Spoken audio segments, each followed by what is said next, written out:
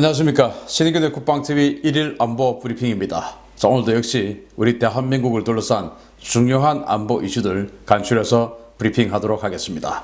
첫 번째 소식입니다. 미국이 올여름에 최신형 아파치 공격 헬기 부대를 한반도에 배치한다는 반가운 소식입니다. 경기도 평택의 캠프 험프리즈에 배치된 주한미군 지상군에 대한 강력한 화력 지원을 담당하는 제2전투항공여단에 미 육군 최신의 아파치 헬기가 들어온다고 육군이 현지 시각 24일 밝혔습니다. 이번에 들어오는 부대는 본토의 켄터키주 포트 캠벨에 주둔하는 제101 전투항공여단 예하의 제17기병연대 2대대인데요. 이들은 올여름 한국에 전개되는 제17기병연대 7대대를 대체할 예정입니다. 이 부대는 갓 배치된 최신의 공격 헬기인 AH-64E 블락 3 아파치 가디언으로 무장한 부대인데요. 이 신형 아파치의 특징은 소형 무인기 RQ-7B 섀도우와의 연동작전 능력입니다.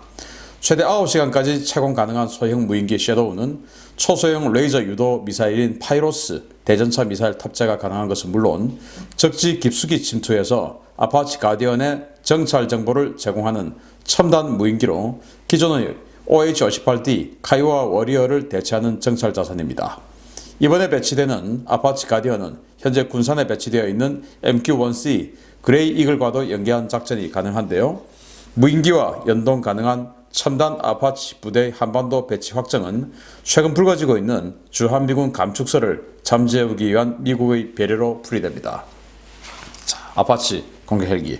현존하는 세계 최강의 공격 헬기들이죠. 이 중에서 이제 아파치 AH-64E 이것은 이제 가디언이라고 하는데 이 가디언 버전의 아파치 블락 3입니다. 이게 지금 한국 육군에 있는 버전하고 똑같은 거예요. 최신 아파치인데 우리 한국 육군에 있는 거와 좀 다른 게 이건 이제 무인기와의 합동 작전 능력이 있는 거예요. 우리 한국 육군은 그걸 뺐고 우리 무인기가 없으니까. 그래서 지금 군산에 배치되어 있는 12대의 그레이 이글하고도 협동 작전을 할 수 있고, 그리고 지금 이제 섀도우라고 하는 무인기가 있는데 섀도우 무인기는 뭐 하여튼 뭐 이만해요. 그래서 조그만 험비 같은 데서 발사를 할 수도 있고 그런 무인기인데, 아파치는 기본적으로 이제 고가의 장비고 하다 보니까 이 아파치가 뭐 전방 최일선에 들어가서 뭐 목표를 찾고 이러면은 위험하지 않습니까? 그래서 그동안은 카이오와 워리어라고 하는 이런 이제 아주 경량의 고기동 정찰 헬기가 먼저 가서 적을 찾습니다. 찾아가지고 목표를 딱딱딱딱 헌팅을 한 후에 그걸 이제 아파치들에게 목표를 지정을 하죠. 1호기는 쟤를 공격하고 2호기는 4번, 5번, 6번 타겟을 공격하고 뭐 이런 식으로 이제 목표 지정을 해줍니다. 그러면 이제 산 뒤에 딱 숨어있던 아파치들이 신속하게 뛰어오르면서 이 카이오와 워리어에서 딱 그 데이터 링크 해주는 그 목표를 향해서 바로 그냥 헬파이 미사일을 하고 산 뒤로 싹 숨어버리죠. 그러면 이제 그 카이오와 워리어의 그 조준기가 조준하고 있는 목표를 향해서 아파치가 발사한 헬파이어 미사일들이 쫙 날아가서 이제 전차를 격파하고 뭐 이렇게 되는 건데, 이제 카이오와 워리어도 또 사람이 타는 것이고 또 이 헬기도 또 노후됐고 하니까 이제 그것을 그레이 이글로 바꿨죠. 그래서 그레이 이글이 무인기다 보니까 지상에서 컨트롤할 수도 있고 또 이 아파치에서도 컨트롤할 수도 있고, 그래서 무인기를 먼저 보내서 무인기를 가지고 이제 탐색을 해가지고 그 무인기에서 목표를 지정해주고, 그러면 이제 아파치에서 순식간에 이제 이 산 뒤에서 탁 뛰쳐 올라가지고 헬파이어 미사일 발사하면은 이 무인기에서 유도를 해주고 이제 이런 식으로 가는데, 그거보다 더 작은 섀도우라고 하는 무인기를 이번에 가지고 온다고 그래요. 이 섀도우는 또 파이로스라고 하는 뭐 우리 팔뚝 뭐 이 정도 좀 되는 이런 아주 작은 대전차 미사일 가지고 있는데, 이 파이로스 미사일은 탄도 중량이 한 3kg 정도 되니까 이게 한 71 로켓 정도 되는 그런 위력이라고 봐야 되겠죠. 이제 이거 자유용으로 이제 가지고 있고 뭐 이런 건데, 이 섀도우 무인기의 공격 능력은 뭐 볼 게 없고, 이제 이것이 작으니까 더 깊숙이 들어가서 적진을 탐지해서 이제 아파치들에게 공격할 수 있게끔 도와주는 이제 이런 역할을 하는데, 최근에 방위비 분담금 협상 잘 안 되고 뭐 그래서 미군 철수하는 거 아니냐 이제 이러니까 뭐 그래서 그런지 아무튼 미군이 가지고 있는 최신 가장 최신 아파치 부대를 우리 한국에 보내주는 뭐 그런 안보 서비스를 해주는데, 최근 1년에 이제 그 김정은이 죽는다든지 뭐 중태라든지 아니면 지금 뭐 뇌사 상태라든지 이런 이야기가 계속 나오고 있는데, 뭐 그런 것들과 같이 뭔가 전력을 좀 강화하는 그런 차원 아닌가 라는 이 여러 가지 분석을 해볼 수가 있겠습니다. 어쨌든 뭐 우리 한국에 강력한 공격 헬기가 들어오니까 더 좋은 일은 좋은 일입니다. 두 번째 소식입니다. 적반하장이라는 말은 이럴 때 쓰라고 만든 말 같습니다. 중국이 마이크 폼페이오 미국 국무부 장관이 세계 평화의 적이라며 관영 매체를 동원해 맹비난에 나섰습니다. 중국 공산당이 운영하는 관영 매체 황구시보의 영문판 글로벌 타임스가 26일 사설을 통해 폼페이오 미 국무부 장관을 원색적으로 비난했습니다. 글로벌 타임스는 폼페이오는 세계 평화의 적이라는 직설적인 제목의 사설을 통해 그가 지난 23일 폭스뉴스를 인터뷰로 중국 공산당의 감염병 대응 확산 책임론을 언급한 것을 맹비난했습니다. 신문은 최근 그는 연일 중국에 대해 폭력적인 운동을 하고 있으며 중국 공산당을 비난하는 데 가장 적극적인 미국 고위 관료로서 사회주의 중국에 대한 극단적인 적대감을 보여준 인물이라고 맹비난했습니다.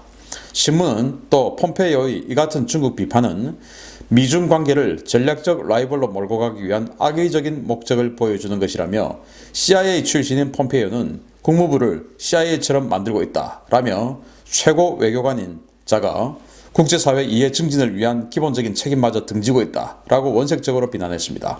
신문은 폼페이오의 이 같은 중국 때리기 행보가 오는 11월 대선 승리를 위한 의도적인 거짓말이라면서 이 같은 행보가 개인적 야심을 채워줄지 모르지만 미국을 다시 위대하게 하지는 못할 것이라고 비난했습니다. 야, 중국 관영 매체가 제목이 폼페이오는 세계 평화의 적이다 라는 제목을 딱 해가지고 영문판으로 해서 이제 미국 국민들 보라고 사설을 적었어요. 이야, 정말 뭐 참 안하무인도 이런 안하무인 없죠. 지금 이 내용을 보면 폼페이오 국무부 장관이 국무부 장관 되기 직전의 직함이 바로 CIA 국장 아니었습니까? 그래서 국무부를 CIA처럼 만들고 있다. 지금 이제 이렇게 이야기를 하는데 제가 뭐 최근 며칠 동안 계속 보여드렸던 것처럼 폼페이오 장관은 지금 이 중국을 중공이라고 하고 있죠.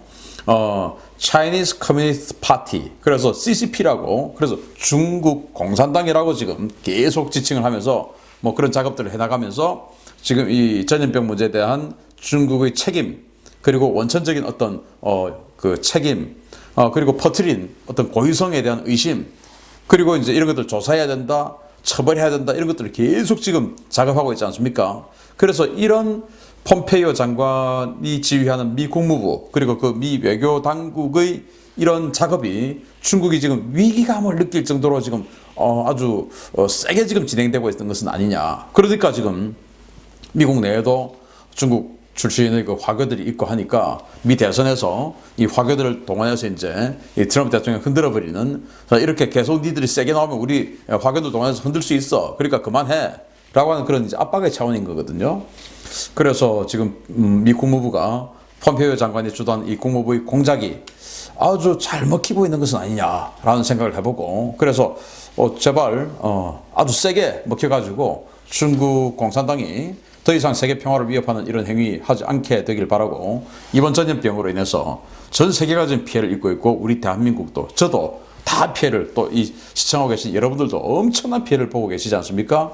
여기에 대한 배상, 책임 확실하게 미국이 규명해 줄 수 있게 되기를 기대하겠습니다. 세 번째 소식인데요. 정말 참 오리무중이죠. 3주 가까이 행방이 묘연한 김정은이 강원도 원산에 있었으며 최근 함경남도로 이동해 군부대 시찰을 집중적으로 벌이고 있다는 주장이 제기됐습니다. 김정은이 지난 13일 이후 강원도 원산에서 머물렀으며 지난 22일을 전후해 측근들과 강원도 원산에서 함경남도 지역으로 넘어가서 군수공장 시찰 등의 일정을 소화하고 있다고 대북 소식통을 인용해 국민일보가 27일 보도했습니다.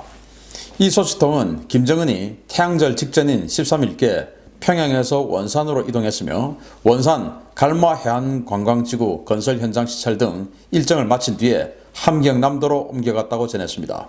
김정은은 함경남도 신포 일대에서 진행 중인 SLBM과 신형 잠수함 사업을 점검하고 군부대를 집중 시찰 중인 것으로 알려졌는데요.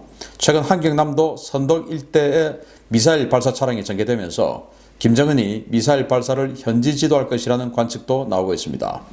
이와 관련해 38 로스는 김정은의 특별열차가 15일 이후 원산역에 정차해 있었다면서 15일에는 없었던 열차가 21일과 23일에 원산역에서 관측됐다고 전했습니다.